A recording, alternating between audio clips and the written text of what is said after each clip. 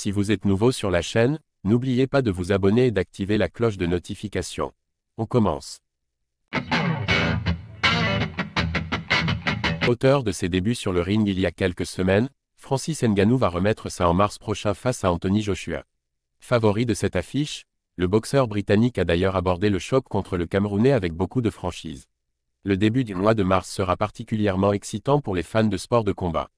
Entre le PFL Paris et l'UFC 299, on retrouvera ainsi le combat de boxe tant attendu entre Anthony Joshua et Francis Ngannou. Invité de l'émission MMA Hour récemment, le premier a d'ailleurs confié que cette affiche avait lieu dans des circonstances particulières, puisqu'il devait à l'origine croiser le fera avec quelqu'un d'autre.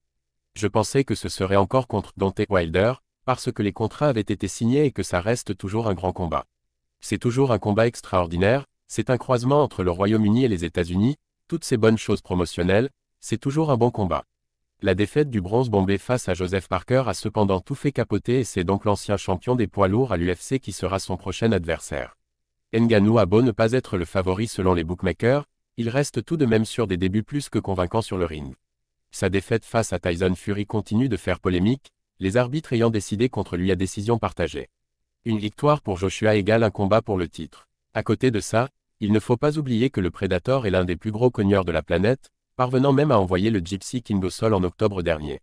Autant dire que si Joshua part favori, le Britannique ferait mieux de ne pas le sous-estimer. Ça tombe bien, l'intéressé est loin de raisonner de la sorte et voit même ce futur choc comme un tremplin pour sa carrière. Il n'y a pas de raison de s'en inquiéter. Je vais me concentrer sur le fait que Ngannou est mon combat pour le titre incontesté. C'est la mentalité que je dois avoir. Ngannou est mon combat pour le titre incontesté. Parce qu'on ne vaut que ce que vaut son dernier combat, et je le respecte beaucoup.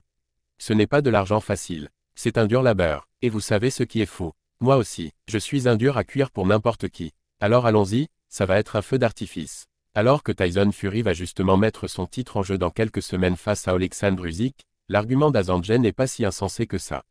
Vaincre Ngannou lui permettrait effectivement de gonfler un peu plus son CV malgré l'expérience relative du Camerounais sur le ring. Deontay Wilder restant sur un échec cuisant, il pourrait être le prétendant numéro 1 à l'heure actuelle. Anthony Joshua ne compte pas prendre Francis Ngannou à la légère et ce n'est pas sans raison, lui qui pense pouvoir sécuriser un title shot en venant à bout de l'ancien champion de l'UFC. A l'inverse, une défaite contre le Predator pourrait faire énormément de mal à sa carrière et à son image.